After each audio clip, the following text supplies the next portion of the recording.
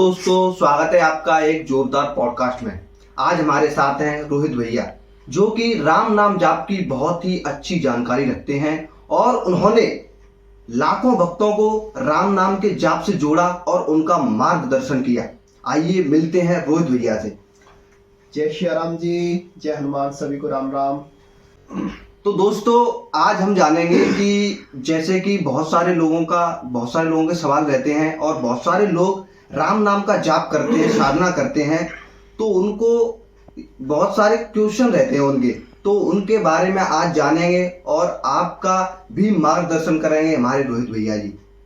उनका एक YouTube channel भी है जो कि साधना मार्ग के नाम से है और भैया अपना एक दरबार लगाते हैं जिसका नाम रहता है श्री राम दिव्य दरबार और बहुत लोगों की मदद करते हैं। तो हम पहले जानना चाहेंगे, मैं भी इस चीज़ के लिए एक्साइटेड हूँ क्योंकि क्या है ना, किसी के जीवन के बारे में जानना बहुत अच्छा लगता है कि वो अपने आप से जोड़ पाते हैं लोग कि हम भी ऐसी स्थिति पर हैं और हम भी ऐसा बन सकते हैं। तो हम जानेंगे भैया से कि भैया इस साधना मार्ग में, अपने जीवन में साधना मार्ग में कैसे आए। फिर से सभी को जय श्री राम है और बहुत अच्छा क्वेश्चन किया आपने। हमारी शुरुआत उस समय से हुई थी जब हमारी लगभग 15 से 16 साल की अवस्था रही, लेकिन बचपन से ये चीज हमारे अंदर थी। बचपन से भागवत कथाओं में जाना और हनुमान चालीसा का पाठ करना और जैसे बच्चों की जो बुद्धि होती है, छोटी बुद्धि होती है, तो उस हिसाब से चीज़ों को लेके आते थे घर में, राम नाम के संबंधित ऐसे कार्य किया करते थे। लेकिन हमारा घर थोड़ा हमारे परिवार में ऐसा माहौल नहीं था कि वहाँ पे भक्ति भाव हो, लेकिन फिर भी वो कहते ना, तुलसी जस भवतव्यता तैसी मिले सहाय, आपन जावे ताहे पर ताहे तहाँ ले जाए। जिसके साथ जैसा होना होता है, जिस समय होना होता है, उसको वैसी ही सहायता प्राप्त होती है। तो इसी तरह से हमारा जुड़ाव सबसे पहले सत्संग से हुआ है और जब हम सत्संग सुनते थे तो भगवान से अपनापन महसूस होता था। ऐसा लगता था कि प्रभु से हमारा कोई रिश्ता है और ये बहुत जन्म का रिश्ता है। संतों को देखते थे और जो बड़े बड़े सत्संग करते थे उनका वैभव देखते तो कहते थे प्रभु श्री राम जी की इन पे कितनी कृपा है और ये इस तरह से प्रवचन करते हैं, भक्तों को रुलाते, एक अंतर्मन से भाव उठते थे भगवान के लिए। तो फिर हमने इन चीज़ों को धीरे धीरे जानना शुरू किया कि कैसे क्या होता है, साधनाएं कैसे करी जाती हैं। तो हमें एक संत मिले, उन्होंने कहा कि बेटे तुम कुछ मत करो, अभी तुम बच्चे हो, जब तक राम नाम का जाप करो। तो हम उस समय से राम नाम के जाप में अपने मन को लगाया और राम नाम की ऐसी लत लगी, ऐसा उसमें आनंद का उन्माद हुआ कि राम नाम से अलग होने का मन ही नहीं करता था। जैसे बैठ जाए बस राम नाम का चिंतन शुरू। और फिर हमें बहुत दिव्य दिव्य अनुभव हुए थे और वो दिव्य अनुभव जिसके माध्यम से आज हम जन कल्याण कर रहे हैं, दरबार भी चला रहे हैं, राम नाम का प्रचार प्रसार भी कर रहे हैं, ये सब हो पाया है प्रभु श्री राम जी की कृपा से। हमारा जीवन बहुत सुलझा सा है, बहुत कुछ ज्यादा इसमें कठिनाई नहीं की, ये किया वो किया, कुछ नहीं, जो भी है जैसे है, लेकिन प्रभु श्री राम जी के हैं, उनसे एक अलग रिश्ता हमारा था। तो उसके बावजूद आप लोगों के सामने हम हैं और उसका कुछ अंश आपको हम दिखा रहे हैं। तो आपको भी राम नाम के जाप से जुड़ना चाहिए और अपने आप को राम नाम के सार को समझने के लिए लगाना। बहुत सारे लोगों ने इससे बहुत कुछ सीखा होगा। जैसे कि आपने शुरुआत करी तो क्या है कि बहुत सारे लोग अपने आप से कनेक्ट कर पाते हैं कि मैं भी इस स्थिति पे हूँ तो मैं भी भैया के जैसे ही बन सकता हूँ। तो क्या, जैसे कि आपने बोला कि संतों से हम मिले, तो संतों से मिलने से क्या प्रभाव पड़ता है, ये भी आप देखो। सबसे पहले अगर साधना में, भगवान के नाम में या भक्ति में आपको उतरना है तो संग का रंग चढ़ता है। बचपन में एक कहावत हमने सुनी थी कि खरबूजा खरबूजे को देखकर रंग बदलता है। तो संग का प्रभाव तो होता है, जैसा आप संग करोगे वैसा ही आपका मन बनेगा, जैसा मन बनेगा वैसा आप विचार भी करोगे। क्योंकि जो संतों के पास भजन की, राम नाम की ऊर्जा होती है, वो ऊर्जा जिसको वो कृपा भरी दृष्टि से एक बार देख ले, बस देख ले, उस कृपा भरी दृष्टि से वह अपनी ऊर्जा का उसके ऊपर एक तरह से शक्तिपात कर देते हैं और एक आनंद का उन्माद होता है, वो संतों का प्रभाव होता है। तो संग का बहुत बड़ा महत्व होता है। अगर आपको स्पिरिचुअल लाइन में या फिर साधना मार्ग में या फिर राम नाम के जाप में या फिर भगवान श्री राम जी की प्राप्ति ही करनी है तो संतों का संग तो आपको करना ही पड़ेगा। बिना संतों के आपके जीवन में कुछ नहीं होता है। रामचरितमानस में भी आया है, पुण्य पुंज बिनु मिलहि न संता। जब आपके पुण्य एकत्रित होते हैं तब आपको दिव्य और प्रकाशित संत जो कि अपने आप में आत्मानुभव लिए हुए उनके दर्शन प्राप्त होते हैं। हम पर श्री राम जी की शुरू से ऐसी कृपा रही है कि कोई ना कोई संत हमसे टकराते रहे हैं, उन्होंने मार्गदर्शन करे हैं। उस मार्गदर्शन के माध्यम से आज हम लोगों का जो हित कर पा रहे हैं या फिर जो भी हम नॉलेज उनको दे पा रहे हैं, संतों का कृपा प्रसाद ही है, संतों का झूठन है जो कि हमको गुरु कृपा से प्राप्त हुआ है। संतों का संग मिलना कोई मामूली बात थोड़ी ना है। संतों के अधीन प्रभु श्री राम जी होते हैं और संत जिस पर कृपा भरी दृष्टि से एक बार देख लें तो उसका कल्याण कर देते हैं। शास्त्रों में ऐसे बहुत से प्रमाण पड़े हुए हैं। अजामिल का उपाख्यान आपने सुना होगा। अजामिल के साथ क्या हुआ था? बस संत आए थे उनके पास और संतों की कृपा हुई थी। संतों की कृपा के माध्यम से उनके जीवन में परिवर्तन। बहुत अच्छा आपने बताया कि संतों का मिलना बहुत जरूरी है क्योंकि संगत का असर होता है।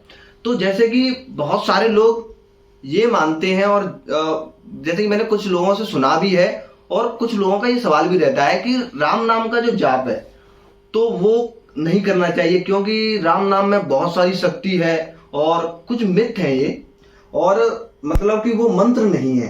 तो इसके बारे में आपका क्या कहना है? देखिए, ये तो हर इंसान की अलग अलग मान्यताएं होती हैं।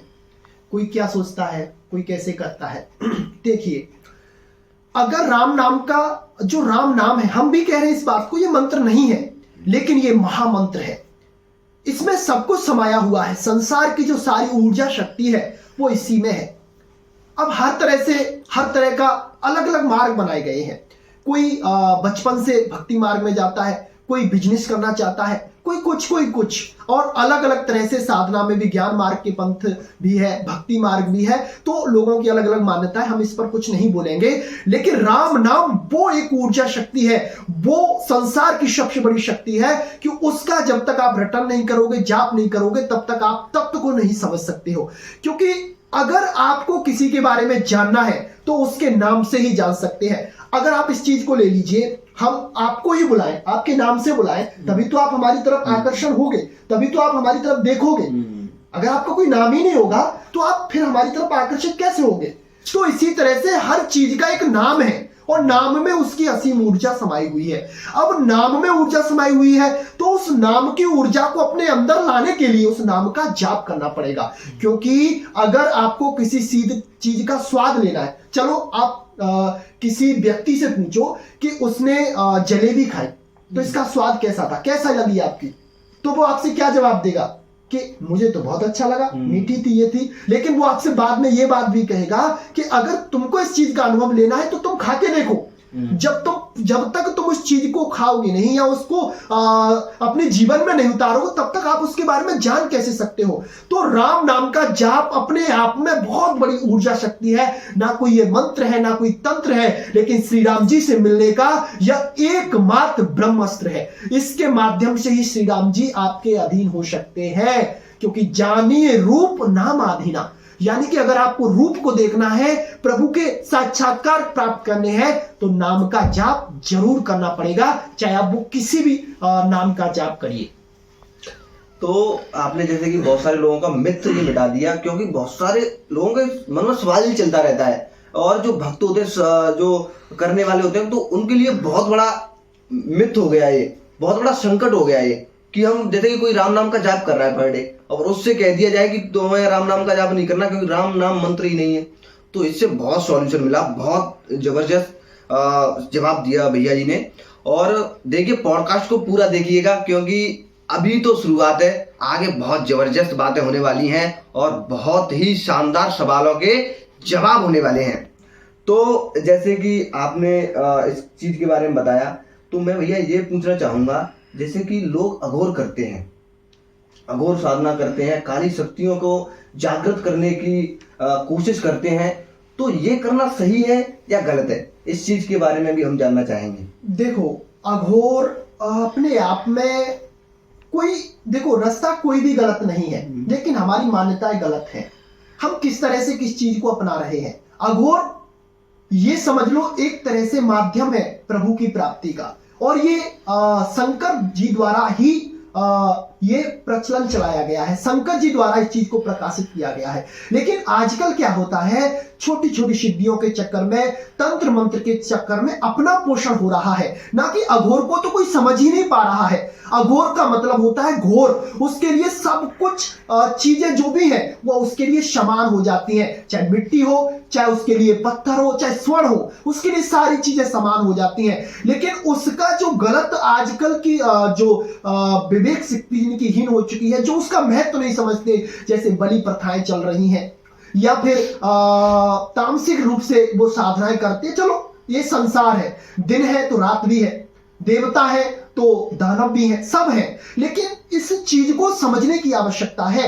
अघोर कोई बुरा मार्ग नहीं है, लेकिन उसको सद तरीके से चला जाए, उसको अच्छी तरह से उसका पालन किया जाए, तो अघोर से भी बहुत बड़ी बड़ी दिव्य शक्तियां प्राप्त होती हैं। लेकिन हम आपको बता देते हैं, जो अघोर का पालन करते हैं, नियम पूर्वक उसका पालन करते हैं, तो उनको मुक्ति अवश्य मिलती है। लेकिन जो अघोर शब्द का गलत प्रयोग करके और उनकी साधना का गलत प्रयोग करके अपना पोषण करते हैं, लोगों का शोषण करते हैं, तो उनका जीवन एक ना एक दिन पतन की तरफ चला जाता है। क्योंकि वो दूसरी शक्तियों को किसी चीज से भोग देकर या किसी भी चीज से उनको अपनी तरफ आकर्षित करने की कोशिश करते हैं। तो अगर आप किसी को लालच देके कोई चीज दोगे, तो जब तक आप उसे वो चीज दोगे, उसको लालच आप दोगे, तभी तक वो आपके पास रहेगा। उसका लालच जैसे ही खत्म आप कर दोगे, वो चीज आपको उसको नहीं दोगे, तो वह फिर आपके पास नहीं रहेगा, वो आपसे विद्रोह कर देगा। तो जब ये शक्तियां बिगड़ती है ना, तो हमने घर परिवार कुटुंब को तहस नहस होते हुए देखा है।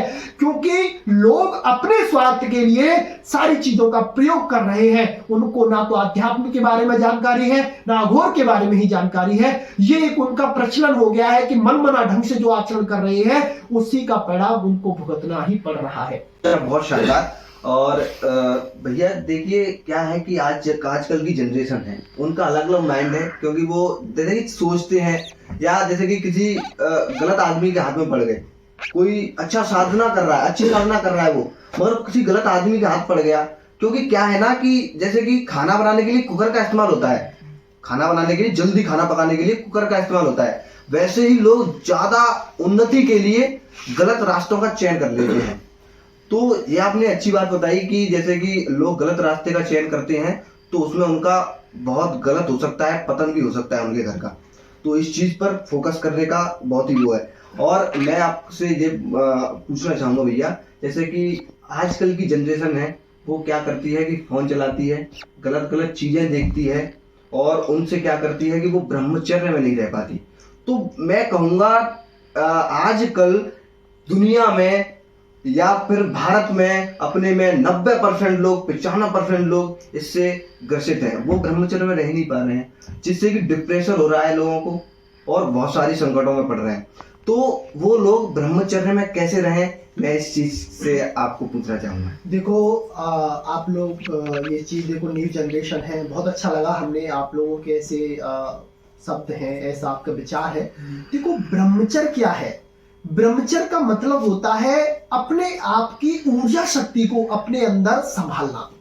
अब वो कैसे संभलेगा, हर चीज का एक नियम होता है। देखो ब्रह्मचर्य रहना है तो सबसे पहले आपको अपनी नेत्रेंद्रिय को संभालना होगा, दृश्यों को संभालना होगा। क्योंकि जैसा आप देखोगे, एक हमारे अंदर मनोभा नाड़ी होती है। मनोभा नाड़ी का कार्य क्या होता है कि जैसे ही उसके सामने काम से जुड़ी हुई चीजें आई, तो वो अपना कार्य करना शुरू कर देती है। वो आपके जो आपके अंदर काम वेदना है उसको जागृत करती है, और जो बीग होता है उसको एक तरह से संचारित कर देती है। फिर उससे जो शुक्र देव जैसी अवस्थाएं बनती हैं। और जो न्यू जनरेशन है, वो जैसे आजकल तो वेब सीरीज चल रही है, पता नहीं क्या क्या चल रहा है, लिविंग रिलेशनशिप चल रही है, तो उनसे क्या हो रहा है कि आजकल सत्संग तो रहा नहीं, कोई अच्छी बातें सुनना नहीं चाहता है, संतों को लोग ढोंगी समझने लग गए हैं। जो थोड़ा बहुत कुछ जानता है उसने आडंबर रच दिया है, वही सिद्ध बन गया है।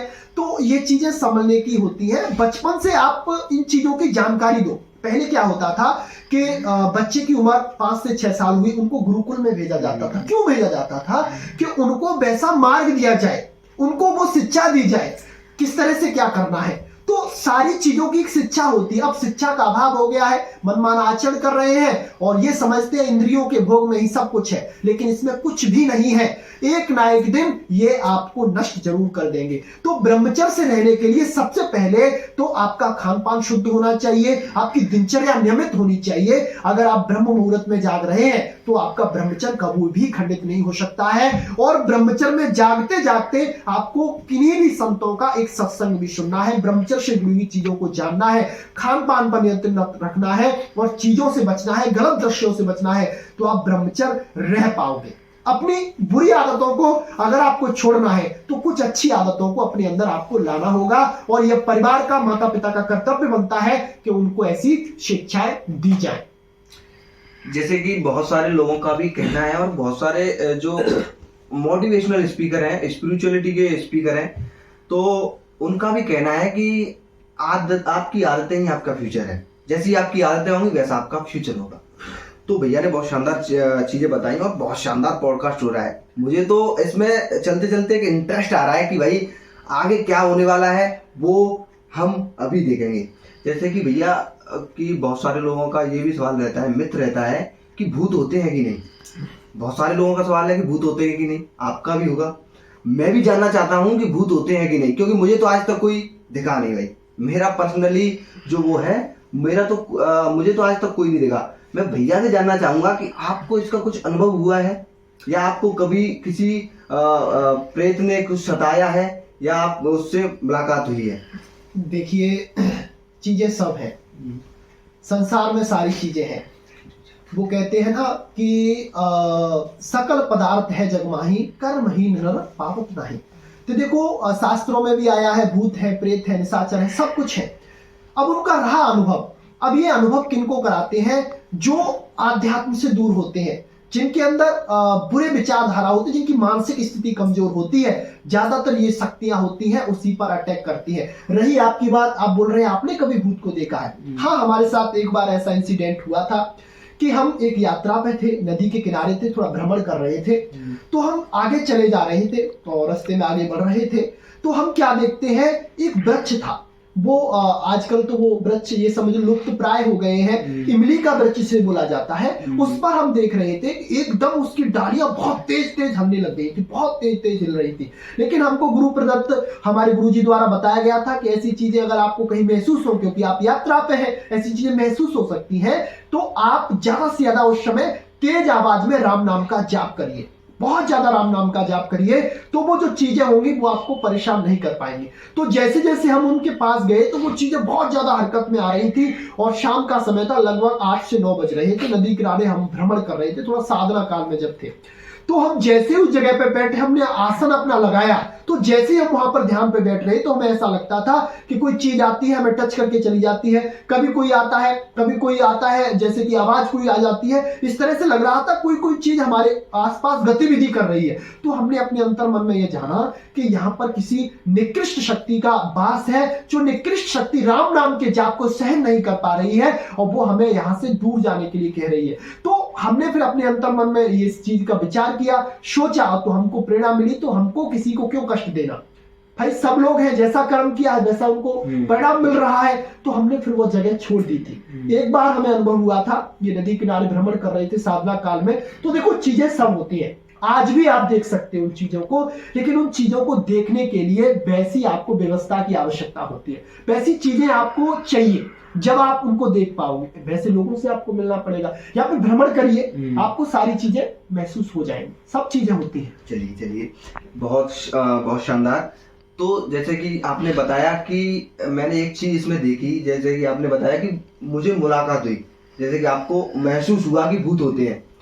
तो भूत होते हैं तो इनका प्रोसेस क्या रहता है? जैसे कि आदमी मृत्यु हो जाती है आदमी की, तो वो मतलब गलत विचार करने से या उस समय कुछ ऐसा क्या करने से उसको भूत बनाया जाता है? ये इस चीज के बारे में हम जानना चाहेंगे। नहीं, बहुत अच्छा प्रश्न है आपका और आपने बहुत अच्छा प्रश्न किया है और इससे बहुत चीज, इन चीजों को जानना सबको जरूरी। देखो, भूत बनते कब है? या तो कोई इंसान अकाल मृत्यु से मरा हो। अकाल मृत्यु किसे बोला जाता है?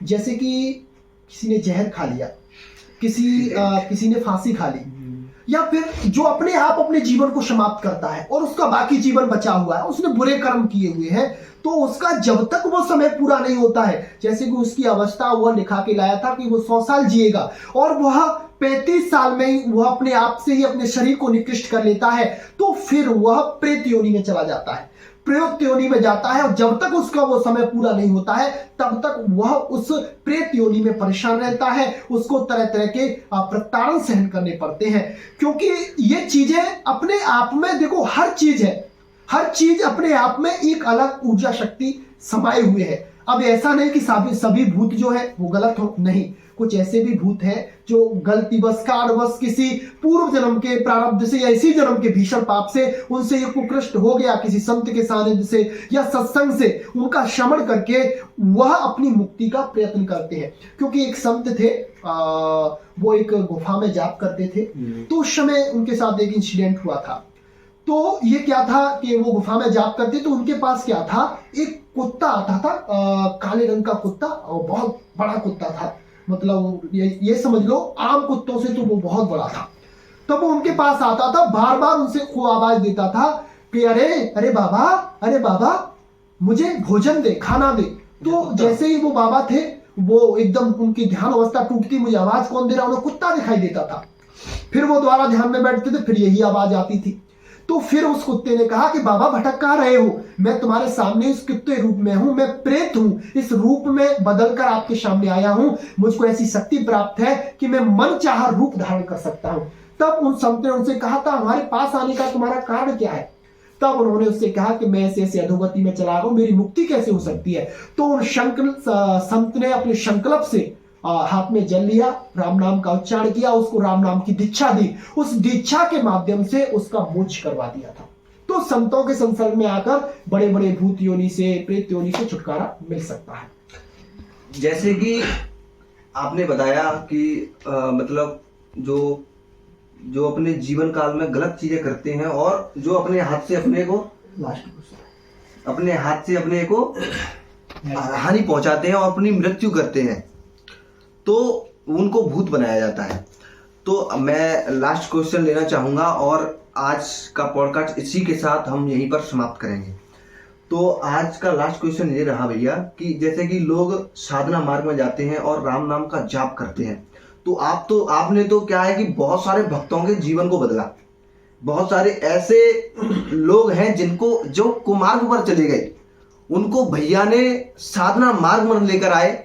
और बहुत ही मैं कहूंगा कि जैसे कि आप साधना मार्ग पर जाओगे चैनल पर और इनकी वीडियो को देखोगे तो इतना शानदार चीजें मिलेंगी आपको, अगर आप साधना करते हो तो, कि आप जैसे कि कोई आपसे गलती हो रही होगी तो वो भैया के द्वारा जैसे कि उन गलतियों के जो सॉल्यूशन होते हैं उन पर बात की गई है और वो वीडियो बनाते हैं और उनके बारे में बात करते हैं, तो वो सारी चीजें आपको मिलेंगी।